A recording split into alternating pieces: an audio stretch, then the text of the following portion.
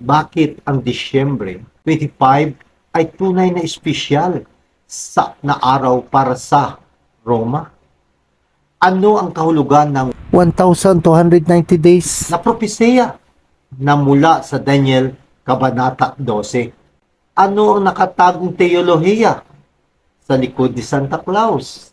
Ito ang propesiya ng Christmas na maaring hindi mo nais malaman.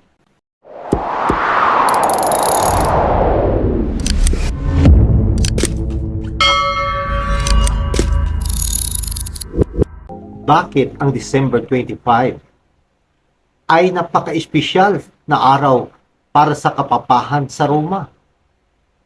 Basahin natin ang sagot mula sa Daniel 12:11. At mula sa panahon na ang palaging handog na susunugin ay aalisin, at matatayo ang kasuklam-suklam na maninira, at magkakaroon ng 1,290 araw. Ang isang araw sa propesiya ay katumbas ng literal na isang taon, ayon sa Ezekiel 4:6. Ang propesiya ng 1,290 days ay isang maliit na bahagi lamang sa loob ng mas malaking propesiya ng 2,300 years na matatagpuan sa Daniel 8:14 hanggang sa 2,300 na hapon at umaga kung magkagayoy malilinis ang santuaryo. Sundan po ninyo ako. Ang 2,300 years ay nagsimula noong 457 BC.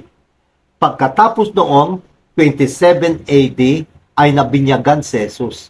At noong 31 AD ay ang pagpapako kay Jesus. At 34 AD ang siyang pagbato kay Stephen, kung saan ang ebanghelyo noon ay ipinangangaral sa mga hintil. Ngayon, ano naman ang kahalagahan tungkol sa petsa ng 508 AD? May kinalaman ito sa supremacy ng kapapahan. Noong si Haring Clovis na isang paganong hari at kinasusuklaman nito ang mga Kristiyano at ang Kristyanismo. Ngunit siya ay may debutong Katolikong asawa na si Clotilde, at dahil dito naging Katoliko si Clovis. Matapos magtagumpay sa digmaan laban sa Alemanya na kanyang ipinangako na siya ay magiging Katoliko kung siya ay magtatagumpay sa digmaan. Winasak niya at pinasuko ang dalawa sa 3 kaharian ng Aryan. Sino ba ang 3 kaharian ng Aryan? Sila ang Heruli, Vandals at ang Ostrogoth. Sila itong mga pangunahing hadlang sa ganap na paghahari ng kapapahan, at sila'y winasak noong taong 507 at ganap na nadurog noong 508 AD. Ayon sa propesiya, ang kapapahan at ang Roma ay nagalak at siya ay pinarangalan ng Papa noong 508 AD, at ito ay naging espesyal na araw para sa kanila. Dahil dito ay nakipag-alyansa sa kapapahan ang iba pang mga tribong katulad ng mga Visigoth, na sa kalaunay tinalikuran na rin ang Arianismo at sumapi pabor sa Katolisismo. At sila'y nagsaya. Bakit? Dahil nabinyagan si Haring Clovis noong December 25, 496 AD. At sa taong 508 AD. at ang pitsang ito ay nagtatak kung kailan ang simbahang Katoliko ay nagsimulang maghigpit na ipatutupad ang kanilang mga dogma sa pamamagitan ng lakas at armas. Ayon sa Daniel 8:12, ang kanyang hukbo ay ibinigay sa kanya, ang kapapahan laban sa araw-araw na paghahandog na kumakatawan sa sakripisyo ni Jesus na ginagawa niya sa makalangit na sangtuaryo dahil sa pagsusuway at ang naging resulta ng pagkakaisa ng Estado at ng simbahan at niyurakan nito ang katotohanan na napaunlad ito at naging matagumpay. At ang propesiyang ito na nagmula sa Biblia ay inihayag na ang hukbong ito ay ang hukbo ni King Clovis sa pamamagitan ng pwersa ng mga armas. Ang kapapahan ay maari na ngayong ipatupad ang kanilang dogma at decretals at kung sino man ang hindi sumusunod ay papatayin. Sa ginawang ito ng Roma na karaniwan ay naging normal. May kasabihan nga na ang kasaysayan ay nauulit muli. Ang ordinansa ng Lord's Supper sa banal na kasulatan ay napalitan ng idolatriyang sakripisyo ng misa. Ginagawa ng mga papistang pari ang kanilang walang katuturang pag-aalala na i-convert ang simpleng tinapay at alak sa aktwal na katawan at dugo ni Kristo.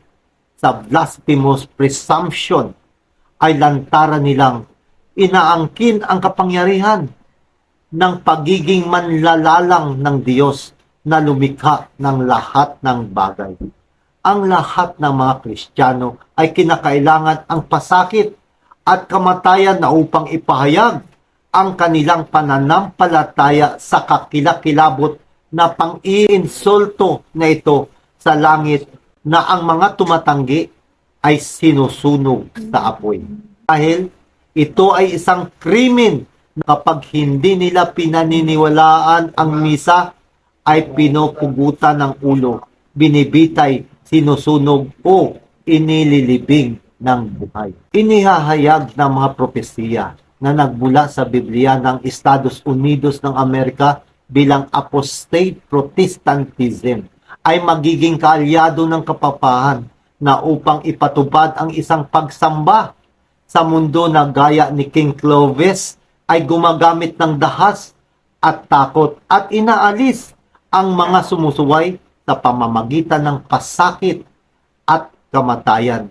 At magsasalita ang hayop na bumangon mula sa lupa na gaya ng isang dragon na upang ipatupad ang tatak ng halimaw. Sa mundong ito ay marami pa rin ang nagsasabi na si Jesus ay ipinanganak noong December 25. Ito ba ay ayon sa salita ng Diyos?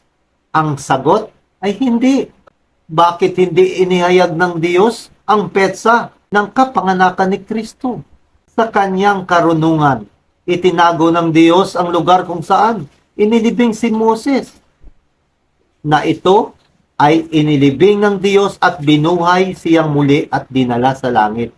Inilihim ng Diyos ang mga ito na upang maiwasan ang idolatriya at para sa parehong layunin ay kanyang itinago ang tiyak na araw ng kapanganakan ni Kristo na upang hindi bigyan ng karangalan ang petsa o araw na dapat lamang ibigay kay Kristo bilang manunubos ng mundo.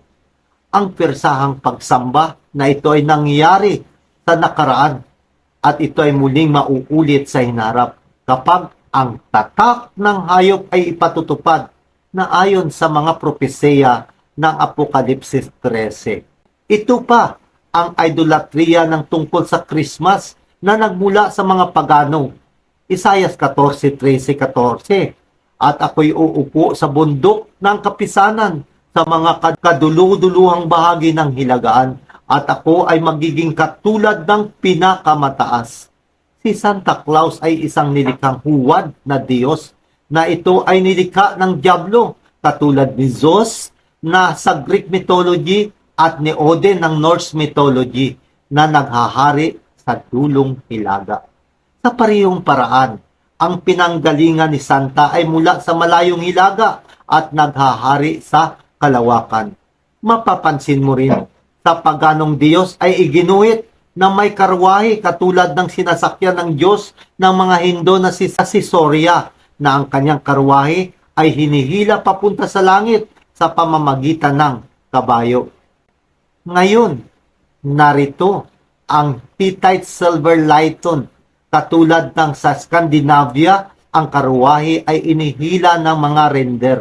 At ang lahat ng ito'y pinagsama-sama sa isang nakakagiliw na sistema at ang pangalan ay tinatawag na Santa, na kung gawin mong simpleng paghalo-halo ng letra ay Satan. At sino ang nagdisenyo at ginawa itong nakakagiliw sa mga bata? Walang iba kundi si Walt Disney, na sinasabing isang 33 degrees na Freemason, at dito ay direkta o di man tuwirang ang mga bata ay sumasamba kay Satanas sa pamamagitan ni Santa. Ayon kay Barbara G. Walker, The Women's Encyclopedia of Myth and Secrets, page 725 to 726, ika-4 na siglo, pinapakita ng kasaysayan ng ebidensya na si Saint Nicholas ay hindi kailanman umiiral bilang tao. Sa halip, siya ay isang Kristiyanong bersyon ng iba't ibang mga paganong Diyos ng karagatan, na sa mga Griyegong Diyos ay si Poseidon, sa Roman, siya ay si Neptune, ang Tyrone na Diyos na may hawak na Nikar o Nika. Sa mga unang siglo, ang simbahang Kristiyano ay maraming paganong Diyos at mga diyosa na mga tao na ginawang santo ng mga Kristiyano. Noong nilikha ng simbahan ang katauhan ni Saint Nicholas, kinuha nila ang kanyang apelyido na Nika. Kung kaya, ang iba't ibang mga templo ni Poseidon ay naging mga dambana ni Saint Nicholas o Nico, at ang mga tagasunod nito ay tinatawag na mga Nicolaitans. Sinabi ni Jesus sa Apokalipsis 2:6, "Hinapupuutan mo rin tulad ko ang mga ginagawa ng mga Nicolaitan." Kinamumuhian ng Diyos ang teolohiya ni Santa Claus. Bakit? Dahil ito'y hinuwad ang mga katangian ng Diyos.